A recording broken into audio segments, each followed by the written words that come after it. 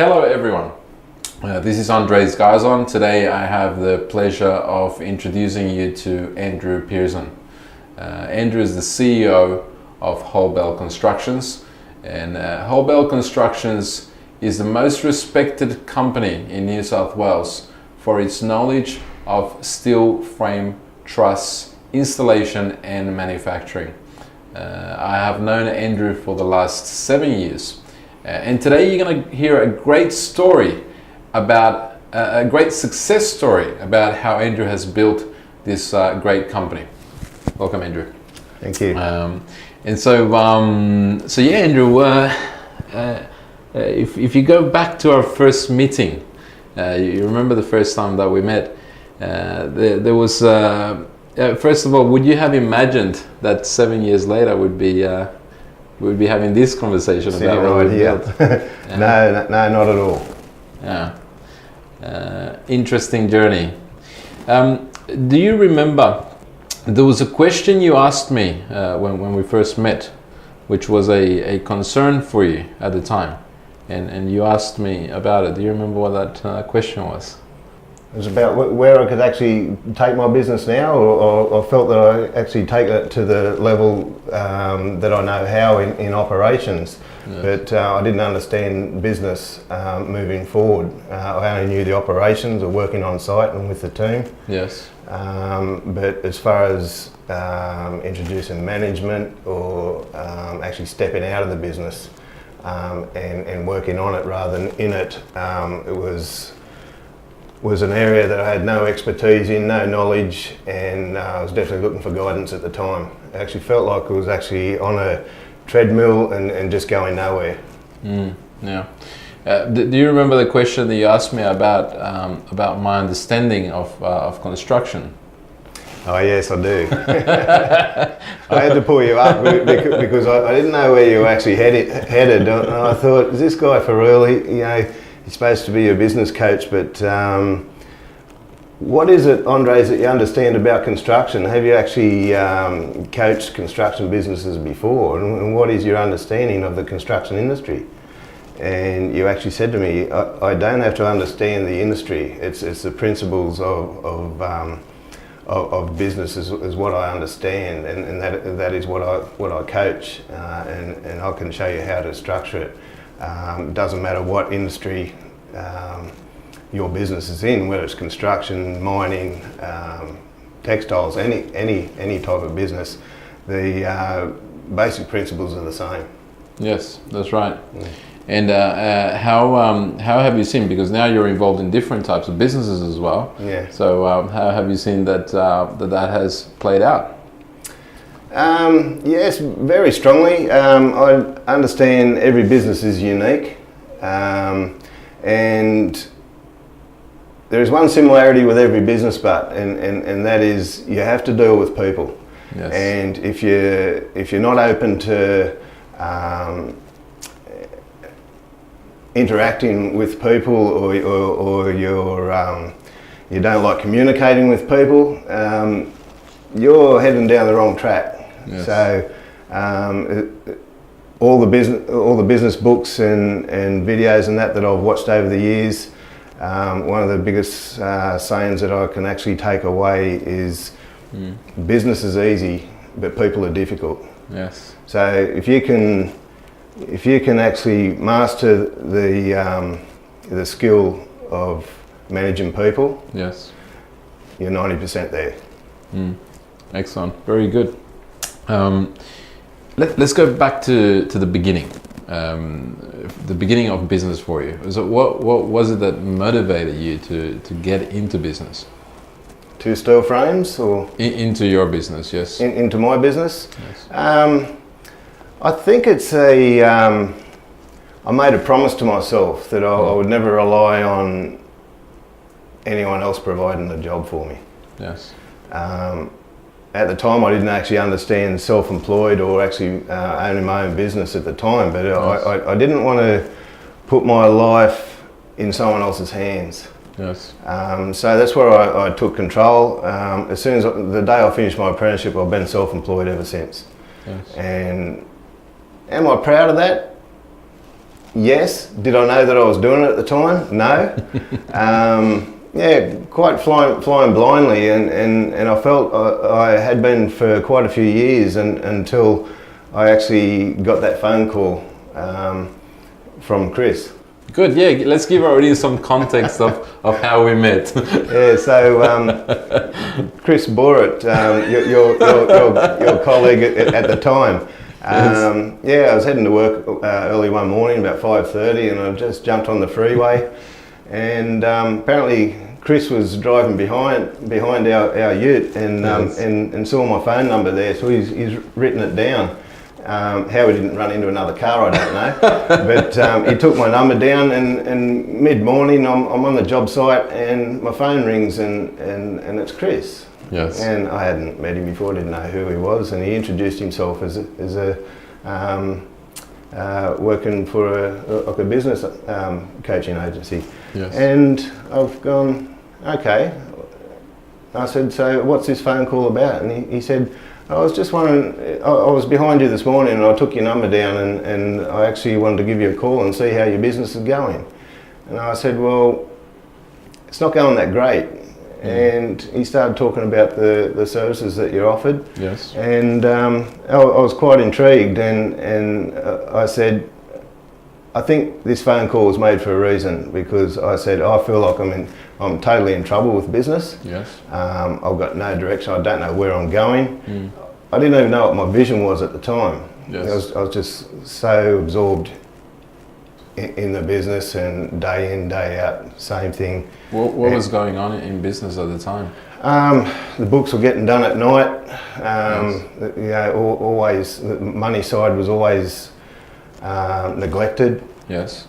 I was stuck on site running the jobs, and that was always my strength, was actually on the tools. Yes. My knowledge on site. Yes. But managing people was a completely different thing, and even though I got on with everyone that actually worked for me at the time, right.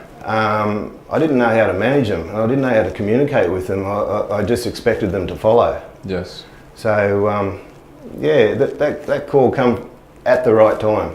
Yes. I really feel if my business went on for another 12 months, I don't even know whether it would have lasted another 12 months if I didn't get that phone call. Yes. But definitely life changing. And you were working, well, apart from the tools and doing the books and all that, how many hours were you roughly doing per week at the time? At least 80. At least? At least. Yes. Okay. Yeah. So with those things that were happening, how was it affecting your life directly at the time? Not real great. Felt I was neglecting my family. Yeah, but it definitely business and personal family life. From what I've learned over the years, is it's one of the toughest things to balance. Yes. And one question you've got to ask yourself is why you do what you do. Yeah, yes. and what are your values? Until you actually understand that, you don't know what you're doing, Yes. what you get out of bed for. Once you actually understand that, what your values are and what gets you out of bed every morning, then your life starts turning around for the better. Yeah, I've had some difficult times in Yes. personal life with the marriage and bringing two young, beautiful daughters up, Yes. who I named the business after, Holly and Yes, I Isabel. was going to ask you, where did the name Holbel come from, right? So there they are, two red-headed girls, and they're seeing their name up on building sites and that now, you know, and Very good. you know, I didn't realise it would get to that, but yeah, so the name of the company actually goes quite deep with me. It's very emotional. Yes. But yeah, that's what gets me out of bed in the morning. It's my girls. Excellent. Yeah. Very good. All right. So tell us about the transformation. What has happened overall with regards to the team, to the way you relate yourself with time, financial situation. What's happened in the last 7 years? Last 7 years, I was introduced to a default diary to actually find out how I was managing my time and to actually manage it better. I'm actually introducing that with all the management team now, which we've worked on, which has taken probably the last 5 years to build to make sure we got the right people in the right seats. Yes. But every week I'm demanding more and more time that they put into time management and around their default diaries. It's something that they've got to keep tweaking. Yes. Circumstances change. Yes. And you've got to be flexible and be able to adapt. Mm-hmm. So time management, nearly every problem, I had this conversation yesterday with my management team, and I said, every problem you guys are bringing to the table, I said, there's one thing you've got to master, and it's most things we'll put all the problems up on the whiteboard, and we can usually pick one problem and it can fix the lot. You know, it can be that simple. That's right. And a lot of the time when my management team bring problems to the table each week, it's related around about how you manage your time. Yes. What changes do you have to do within yourself and the business in order to set it up so we could bring a management team on board? I personally and my brother Richard both had to step back out of the business, off the tools, identify where the inefficiencies were, which is plenty. Yes. The first workshop that we actually did on a Saturday, you know, we were giving up Saturdays all the time to find out where these problems were. Right. And as small as the business was, we were only turning over $600,000 at the time in revenue. But within 20 minutes, once I was introduced to inefficiencies in the business, I found $250,000 within 20 minutes that has just fallen through my hands every year. Yes. And that's just what I found. That's without anyone else looking at the business. Mm-hmm. So, you know, there's nearly half of what your revenue. Yes. You know, so imagine putting that to the bottom line.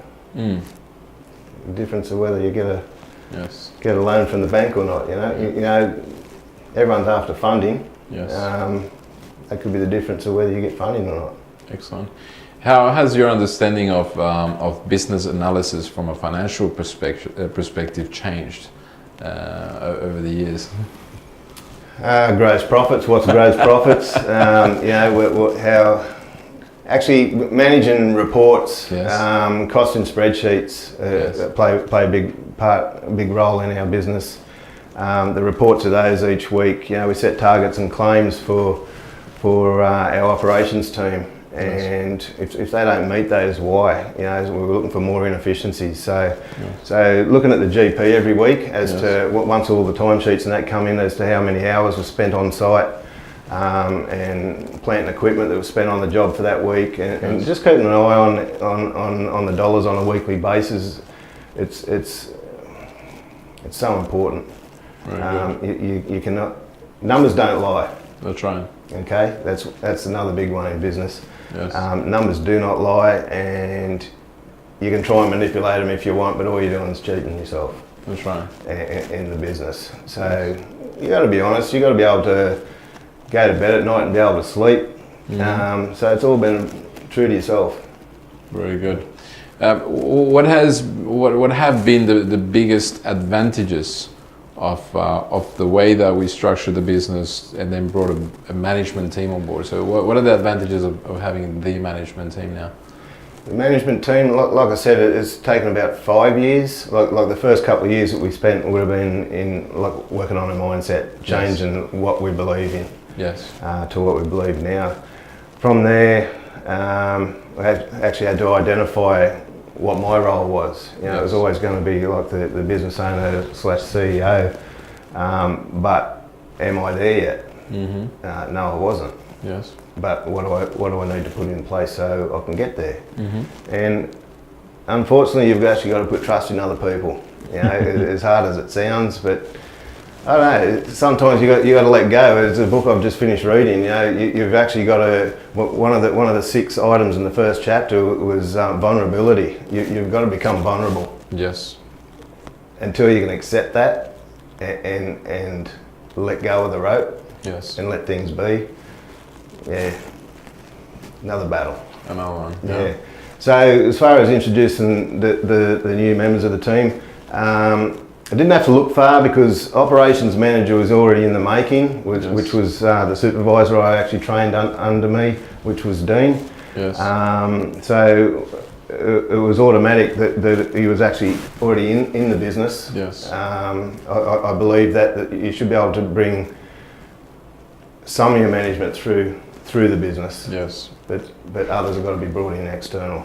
Mm-hmm. Because eyes from the outside looking in, we know how powerful that is. Yes.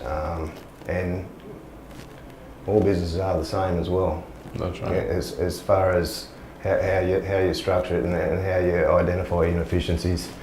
So going back to Dean, we introduced Dean. So we had an operations manager. Richard, my brother, started him off as a general manager, and yes. I was CEO. And we actually sat down with you one week and with our coaching, and I was looking at it and I've gone, this management team doesn't look right. Mm. We're too far in front of the game. Yes. It's okay to be the visionary, to see where you want to take the business, but the structure of your business has got to grow from the ground up. You've got to build that foundation, the solid foundation. Yes. Now the strength of every business, I believe, is in the operations. Then comes the bookkeeping, the accounting side of things. Yes. They're the two main functions of a business. Mm-hmm. Until you learn more and more about business, and when you look at the other roles, you got your business manager that looks after accounts, and you got your operations, then you got sales, and then you got marketing as well. That's right. They're your accelerators. Yes. So until you got your operations and your accounting smick and well oiled, yes. you can't introduce those other two. So I had Richard general manager, and I thought, the general manager's too early, we're too small. Mm-hmm. Okay, so I had to pull it back. So I thought the knowledge that he's got and his strength around numbers, yes, great at numbers, I actually moved him into the estimating role. Yes. So he was actually working in the sales area, but every job had to be priced. So I found that to be his forte. Yes. And I helped Dean with the operations side of things. So we took a step back. Yes. Until we got those areas strengthened. From there, suppose we looked at, my brother and I used to always sit back after work and spend a couple of hours brainstorming, things like that. And the thing is, the problem with brothers, they're too close, and what I found is we come up with all these brainstorming ideas. Well, that's all well and good, but and you can write it up. You can dream all these great things for the business, but without implementing and taking action, they're nothing. That's right. They're just vapors in the air. So. It was then that I actually identified, and I actually got you to stay in one of our management meetings after a coaching session. And I said, I'd like you to sit in on this. And I sat around the management team that we had at the time, which was only small, and I said, I'm drawing the line, guys. I said, I'm going to introduce a new general manager. I said, Richard and I need separating. Yes. That was the turning point of Holbel. Mm. Just that one decision. Yes. To put someone in between, bring someone in from the outside with new ideas, actually had a sales background. Yes. You really got to look at their resumes as to what arrows they can actually bring to your artillery. And that's where Mark come along. Yes. And he's been kicking goals ever since. He sees it as it is. It's black and white. Yes. With him, there's no grey areas, and that's how you build a team. It's only gradual, but you always start with the operations and your accounting, and you build from there. Yes. Everything's. You can say the timing's not right, but when is it right? You know, things can be too early. Yes. But you can start. I don't know how to put that. It's something like a general manager. Yes. The business may not be able to cash flow it at the time, and this is part of growth. That's right. The business will never be able to cash flow it. And what people like my brother and I would look at and back in looking at the accounts, how are we going to afford, you know, $150,000 to $200,000 a year for a general manager? Yes. I said, hang on a sec. Let's dumb this down a bit. Let's break it down. Yes. And they're going, what do you mean? You know, it's going to be at least 150,000, maybe 200,000. Well, yeah, okay. Divide that by 52 weeks. Yes. Change the number. Put that into the cash flow. Now it starts becoming affordable. That's right. You always got to break things down in business, and it becomes manageable then. And you know, you focus on the big number. You're never going to get there. You're always going to be sitting there procrastinating. Because you start second guessing yourself. It's the worst thing you can do. The gut feeling is one of the biggest things that have treated me quite well. Yes. Is to run with that. Good. And that's where the decision of the general manager came in. Yes. Since then, he brought along a mate of his from another industry, Yes. Ruben, and he's come into the commercial manager's role. Yes. Commercial manager / construction manager. Yes. He's overseen the finance side of things, but his biggest asset has been implementing our systems, Yes. and finding out what systems we did have in place, and bettering them. Yes. Because they needed a lot of improving. They still do. Every week you identify inefficiencies, and you've got to act on them. And you know, there's problems, and we lose money in some weeks, and you think, well, okay, that's cost us X amount, but Yes. is it an expense or is it an investment? Is that actually an investment into bettering our systems? Yes. So just look at things a lot differently now. The mindset's changed massively over the last 7 years. Very good. And so that shift in mindset, what, as you were saying, introducing the management team and breaking down the investment amount and then put it into the cash flow. So how has it paid off? Give us a bit more specific detail on how it has paid off. Paid off? Yeah. Well, How? As revenue? Revenue or even the growth of the business, or what type of projects you're involved? Well, over the last 4 or 5 years, we've actually been growing around about 30% a year. The last financial year was about 60%. 60% growth, Yeah, yes. yeah. So which is great. But by introducing other products like metal roofing, cladding, and supply and install windows as well. Yes. 60% is quite small. Yeah. So there's not going to be any limit. You know, we're looking at offering 4 to 5 different trades now. Yes. And yeah, the percentage growth each year could be massive. So basically, the way I've designed the business around that, or directed the business, Yes. is rather than Richard go out and try and find 5 times as many jobs to tender on. Right. Okay. Well, how about we stick with a similar number that we price per year? Yes. It means I don't have to get another estimator or a sales manager in. Right.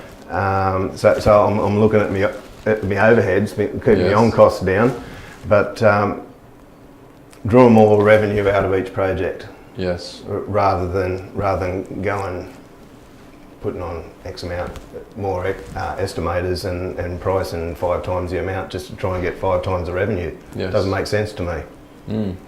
Like I keep saying to you, the money's always there. Yes. It's just a matter of identifying it. What would you say, because lots of business owners are focused around, I need more sales, I need more clients, and I need more work, right? Now, you know that from the initial stages of our work, that's not what we focused on first, right? No.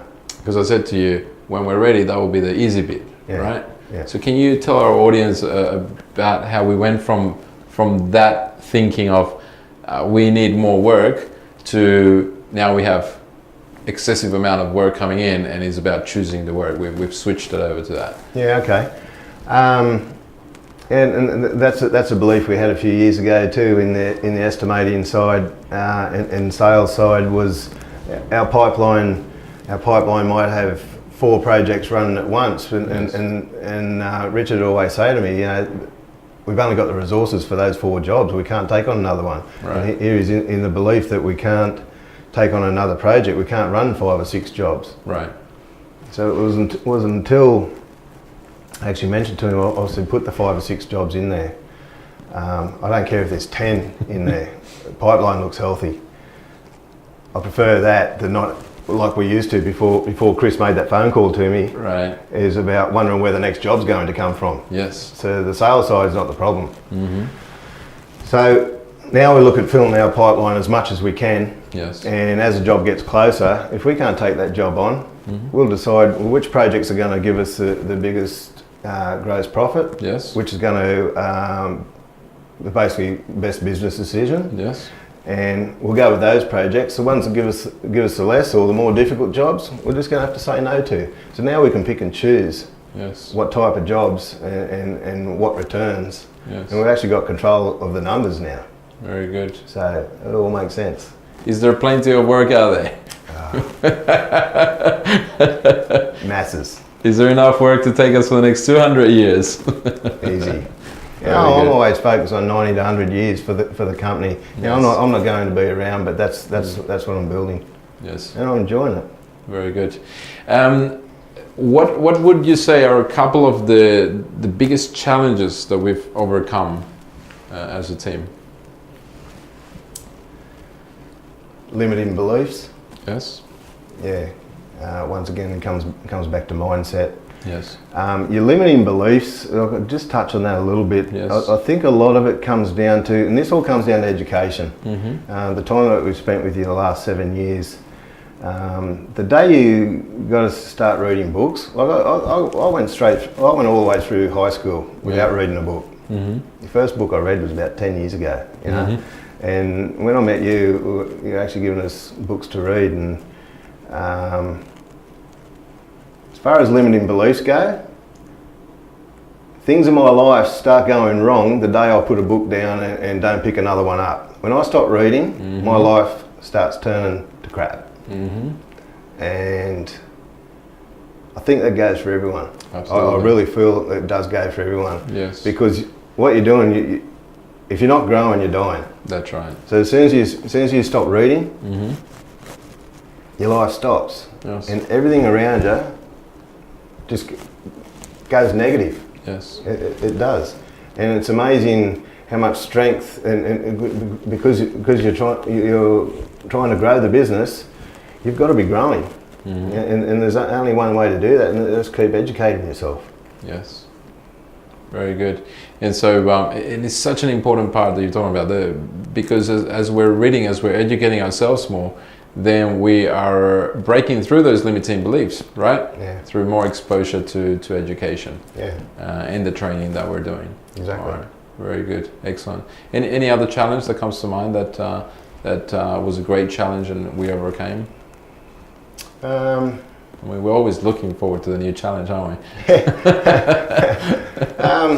I think, I don't know, you might think this is silly, but there's a day you had us in the room and you said, write down as many goals as you can. And we started writing these goals down, and you know, we had 3 or 4 written down, and you've gone, and what else? You know, it's actually, early on in the piece, I really found that challenging to writing goals down. Yes.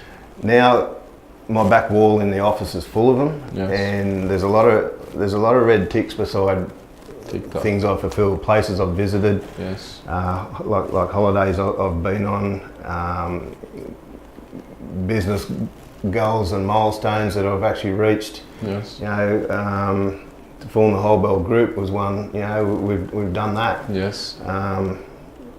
You this Holbel developments has got to come up yet. Yes. All these goals are there. If they're not written down, they don't exist. Yes. And each time I come back from a holiday, and that now I've gone and visited some place, even whether it's a building expo overseas somewhere. Yes. Rebecca's there with the texter.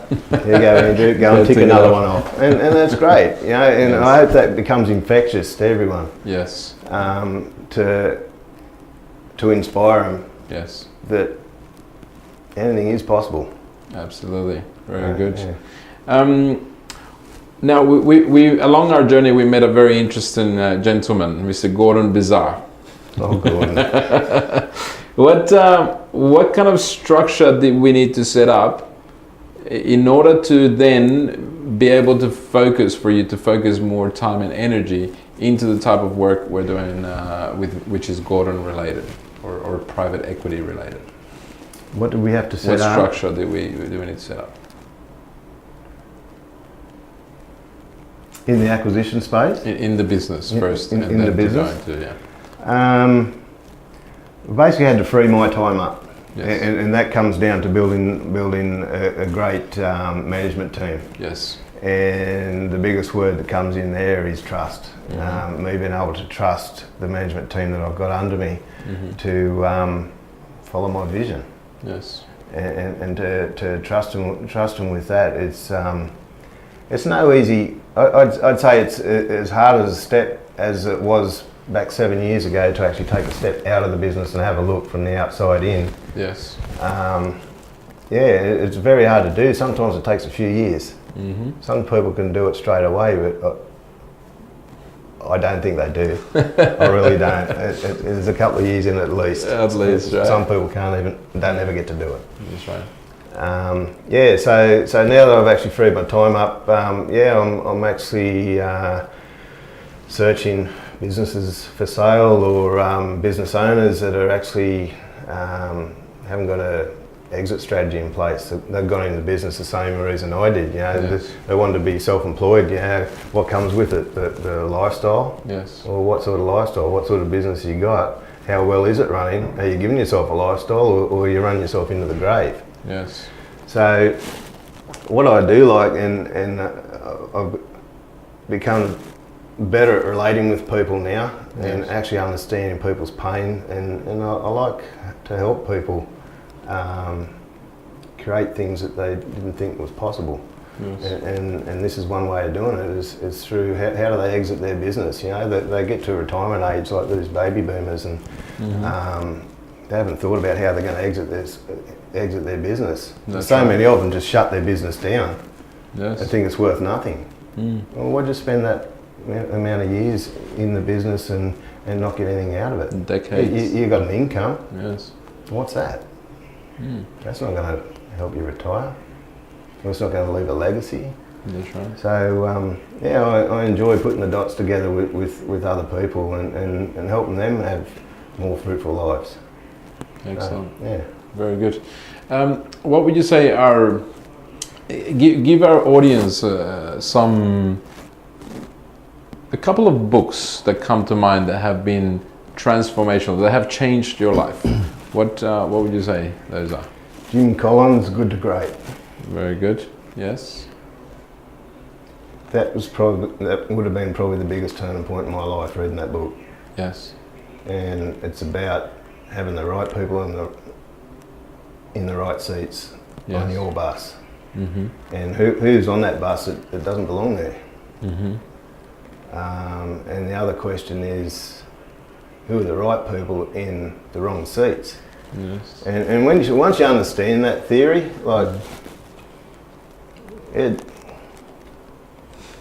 life's not difficult. We make it difficult, But how better to learn from someone else's experience or someone else's research? Yes. The other ones like Napoleon Hill with Think and Grow Rich. Yes. 25 years or whatever he spent to write that book, and how many people did he interview? And we can all get to where we want to a lot quicker because someone else has done it. That's right. And we don't have to reinvent the wheel. So that's two books. Yes. Give us one more.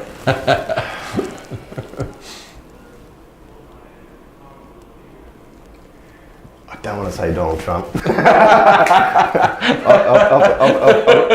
I'll get shot down, but I was voting for him, even though I'm not American. But I just want to see what he could do with it. Let's put it out there anyway. I know what he could do with the business, think big and kick ass and things like that. That's right. But what could he do with the country? And I don't know, I get shot down for this, but put it out there anyway. I don't know. I take my hat off to him. Like, he's achieved a lot in business. Yes. And one of his biggest sayings in The Art of the Deal is one of his books. Which a property developer in Australia gave it to me, Mark Rolton. Yes. It's one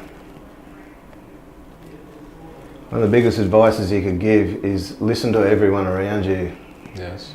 But at the end of the day, take all the advice, but trust no one. Yes. And there goes that word trust again. At the end of the day, you've got to make your own decision. You can listen to other people's advice, but the business world can be ruthless, and especially construction, what we're in. People tell you something one day and turn around and do the opposite the next. Mm-hmm. Too many people are out there to stab you in the back, and you got to have eyes in the back of your head. And that's what I got from that book. You've got to be careful who you trust. It's he turned Manhattan, New York around when times are bad. But that's when the opportunities are made. That's right. When the economy's bad and there's nothing going, no one's spending money, no one's lending money. Yes. That's where all the opportunities are. And this is where Gordon Bazaar comes in. Yes. It's the same mindset. Warren Buffett's another one. I've read plenty of his books as well. When people are buying, he's holding off. He's selling. When people are selling, he's buying. And buying. And buying. And buying. It's like when we were kids, everyone chases that soccer ball and we run like sheep and you just follow. Yes. Go the other way. Close to the goal. Probably one of my biggest advice is go the opposite to everyone else. Yeah. Very good. Excellent. It's so important, that concept of the jungle. The jungle being a beautiful place. However, if you don't know your way around the jungle, it can be full of snakes and tigers and or pumas or or panthers. Yeah. But if you know the place is a place of abundant resources and beautiful sights and a beautiful place to be at, right? Yeah. This is so important. Okay. What makes us great as a team? What has it been that has made us click so well and work so well as a team together? Probably tequila shots at the Christmas parties. The Christmas party is always a great bonding time, right? Oh, yeah, I remember you. I remember. I just think we get each other. Yes. There is a lot of trust there. Yes. Like I said, trust has got to be earned. Yes. And I think we've earned that with each other. Mm-hmm. Definitely. Yes. Being honest. Mm-hmm. Whenever something's on your mind or you don't agree with each other, you bring it up. Yes. It's been true to yourself, been true to your colleagues, mates, family, whatever. Yes. No point lying. Absolutely. That's right. That openness and honesty has been there from day one. Yeah. And it pays its dividends. And it doesn't mean that there are no challenging times. It just means that as a team we can work through those, right? Yeah. And then come out winning on the other side. That's it. Very good. I never go into a negotiation or any business deal if both sides don't win. Yes. If I feel the people on the other side I shouldn't say that. You know, we should be sitting On the adjacent same to side. each other, not on opposite sides of the table. You know, otherwise the do won't work. That's right. But yeah, everyone's got to win, and I will never buy or sell anything to a vendor or the other player if I don't feel like they're getting a good deal as well. Yes. And that's another thing I learnt from Donald Trump. Yes. Yeah. Very good. Excellent. Our last question. So, what for any business owner out there, or someone who wants to be in business and they have that motivation? So, what's a piece of wisdom that you can impart upon them?